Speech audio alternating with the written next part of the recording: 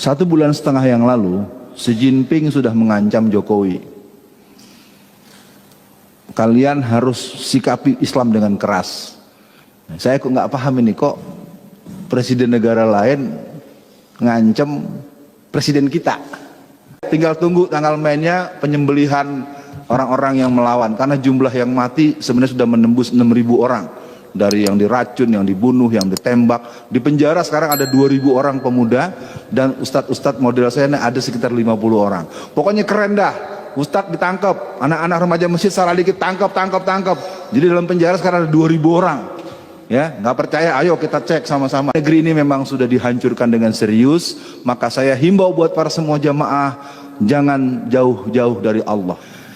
Jadi vonis buat saya menurut Habib Rizik atas permintaan raja di raja yang tampang deso tapi sadis adalah 8 tahun.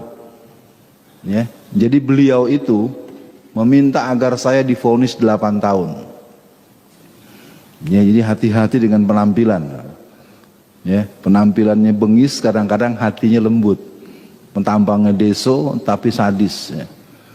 Dua-dua kasus saya, yang pertama eksepsi diterima alias harus bebas, yang kedua vonis bebas. Dua-duanya tidak bisa diteruskan, tapi vonisnya akhirnya 4 tahun. Padahal beliau minta 8 tahun. Antum tahu beliau ya? Nah, baik ya, jadi Xi Jinping itu sudah perintah dan kita sedang menunggu pengesahan undang-undang HIP. Bukan menunggu berarti kepengen, bukan. Kalau undang-undang ini disahkan, ini pengajian gak bisa nih. Terus terang aja nih, lagi ngaji atau diserbu sama Satgas partai titik-titik, ente nggak bisa ngelawan, salah demi hukum. Jadi undang-undang HIP itu blade-nya adalah blade penghapusan TAP MPRS nomor 25 atau 66. Beneran, ini saya gini-gini kalau kata teman-teman deket, ini Profesor Doktor PKI nih. Asli, saya tidak dalam konteks tekebur, saya ingin katakan undang-undang ini disahkan, tunggulah kita akan berhadapan seperti di Angola.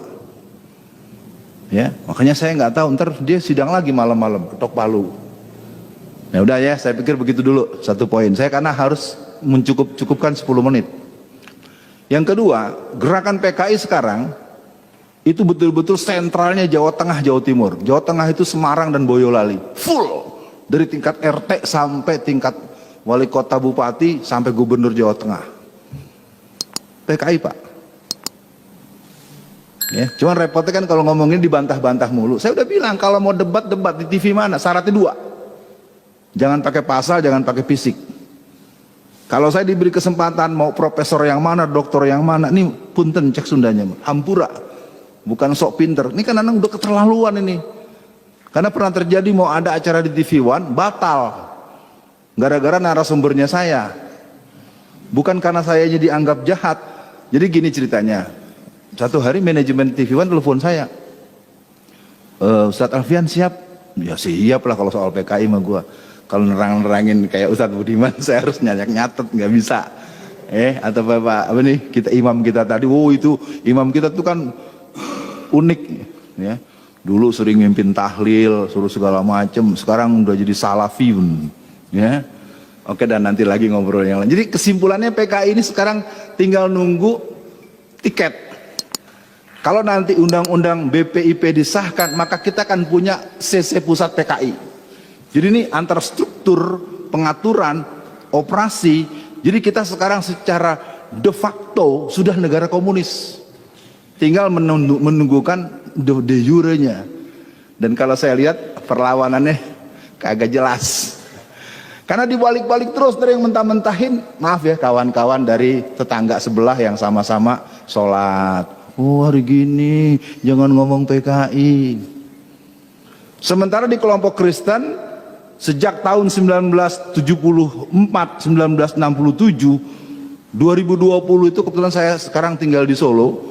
Ya mudah-mudahan dimaklumi. Saya temu dengan Bu Dewi Purnamawati dan teman-teman yang kader-kader advance di gerakan Kristen, karena dia dulu Kristen sekarang Muslim. Jadi kita ini sekarang udah masuk perangkap betul. Lihat saja tuh kemarin tuh yang kelilingin tank-tank sama pasukan khusus di depan Petamburan. Itu kader gereja itu. Ya, saya namanya nggak hafal tapi udah sempat saya kirimin itu beberapa orang karena handphone saya agak hang juga ngirimnya terus-terusan. Wallazina kafaru ba'duhum awliya'u ba'd. Orang-orang kafir bekerja sama untuk menghancurkan kita, menyerang kita, sementara kita tahsabuhum jami'a wa qulubuhum satta. Saya walaupun ilmu saya nggak sepadan dengan tuan-tuan guru yang mengajarkan tafsir, yang saya tahu ayat itu bukan buat kita. Allah turunkan ayat itu kepada Rasulullah. Salah satu kalimat yang terdapat dalam surat Al-Hasyr di ayat 14 kalau tidak salah, ada kalimat tahsabuhum jami'a wa qulubuhum satta. Kau lihat mereka seolah-olah bersatu padahal mereka terpecah belah. Itu ternyata adanya pada kita. Itu ayat kan bukan buat kita itu. Tanya deh sama guru kita nih, tanya ustadz. Nah, jadi kesimpulannya itu satu lagi atau dua lagi. Nah ya, yang kedua narkoba. Ini mohon maaf Bapak yang pernah di kepolisian. Narkoba itu dalam pengetahuan saya selama 29 bulan dalam penjara, real terkonfirmasi datang 250 ton tiap tahun. Ya, karena kebetulan saya ketemu dengan bandar-bandar besar yang asetnya triliunan dan di dalam itu banyak bunker-bunker yang isinya narkoba. Saya nggak bisa lagi ngomong dan nyerah udah. Ya, jadi kalau ada jangankan saya yang sama-sama tahanan. Kalapas aja kalau mulai menyoal bulan depan ganti. Jadi dalam itu yang namanya bandar-bandar benar-benar jadi super body. Kita ketahuan punya handphone aja dimasukin sel tikus. Tapi kalau Cina-Cina itu pakai handphone tuh depan umum, pakai bahasa Cina lah segala macam. Wah udah nggak ada harganya deh petugas kita. Mau yang petugas kepolisiannya, mau yang petugas lapasnya, yang nggak kalau di hadapan Cina semuanya. Saya tidak menghujat lembaga loh, saya melihat langsung bagaimana mereka dibentak-bentak. Apalagi waktu saya ditahan di Makobrimob. Itu kan saya di Makobrimob itu ya ceritanya penjara-penjaraan. Kalau udah jam 10 malam tuh sering dibukain sama komandan batalion. Saya kan imam musola, saya begini-gini imam musola Pak, imam musola jamaah 200 orang. Jadi kalau lagi nggak ada pengawasan dari Mabes Polri, gembok saya dilepas. Pas saya masuk, sopo iki sopo, ditahan di sini, Ustadz Alfian Tanjung, yang memenjaranya gendeng. Bayangin karutannya saja bilang yang masukin saya ke situ orang gila atau gitu coba. Ya, tapi jangan cari namanya, saya nggak mau, kesian tuh bapak itu. Jadi dari sini para jamaah semua, narkoba ini jadi senjata dari jaringan Cina untuk melumpuhkan. Pertama, melumpuhkan generasi muda. Kedua, melumpuhkan orang-orang tua dan aparat untuk menyoal mereka. Karena mereka sogokannya ratusan triliun. Puluhan, gila. Jadi barang itu datangnya terang-terangan. Jadi pakai kapal-kapal besar itu, di 250 ton kan nggak mungkin pakai gerobak. Ya. Dan transaksinya resmi. Antara seragam titik-titik dengan seragam titik-titik. Udah dah, saya nggak bisa bahas lagi.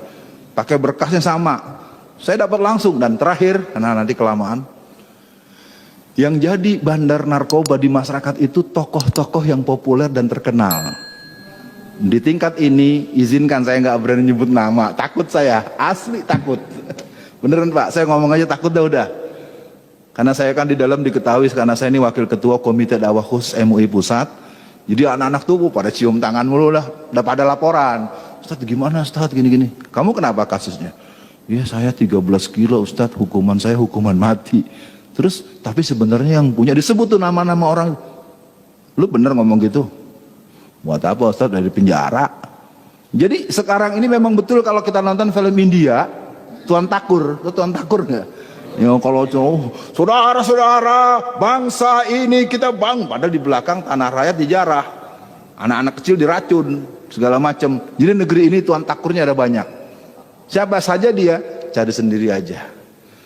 Ya, kena pasal lagi gua nanti ya. Tapi intinya negeri ini memang sudah dihancurkan dengan serius. Maka saya himbau buat para semua jamaah, jangan jauh-jauh dari Allah. Jadi khutbah Jumat Ustadz kita kemarin Jumatan itu keren.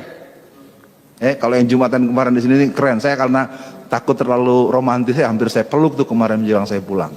Semoga beliau sehat, Allah kasih rezeki yang banyak ya, dan saya tahu beliau ini orangnya sangat tekun belajar.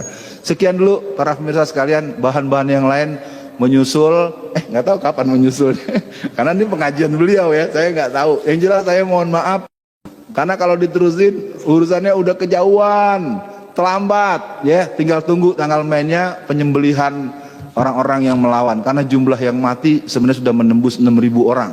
Dari yang diracun, yang dibunuh, yang ditembak, di penjara sekarang ada 2.000 orang pemuda, dan ustadz-ustadz model saya ada sekitar 50 orang. Pokoknya keren dah, ustadz ditangkap, anak-anak remaja masjid salah dikit tangkap. Jadi dalam penjara sekarang ada 2.000 orang.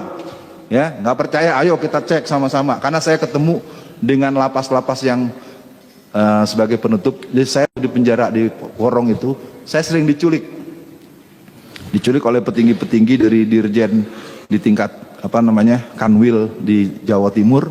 Tapi culiknya bukan jahat, dia ngajak ngobrol persis seperti antum. Ustadz, ini gimana Ustadz, gini, nanya yang aneh-aneh terus. Akhirnya saya balikin, bapak ini pejabat nanya-nanya gitu sama saya terus, jangan-jangan saya ntar mau dikasih pasal lagi. Enggak pak, kita cuma ngebandingin antara briefing Pak Yasona, nonton TV, sama dengan Ustadz Alfian. Lu terus kenapa bandingannya? Saya lebih percaya omongan Ustadz Alfian Tanjung. Jadi artinya memang yang muslim-muslim itu sangat kecewa karena gerakan Kristen, gerakan komunis, gerakan Syiah. Semoga kita tidak pernah khawatir, tidak pernah gentar, karena kita akan bersama dengan Allah. Nahnu awliya'ukum fil hayatid dunya wa fil akhirah walakum fiha ma tashtaha anfusuhum walakum fiha ma tad'un. Assalamualaikum warahmatullahi wabarakatuh.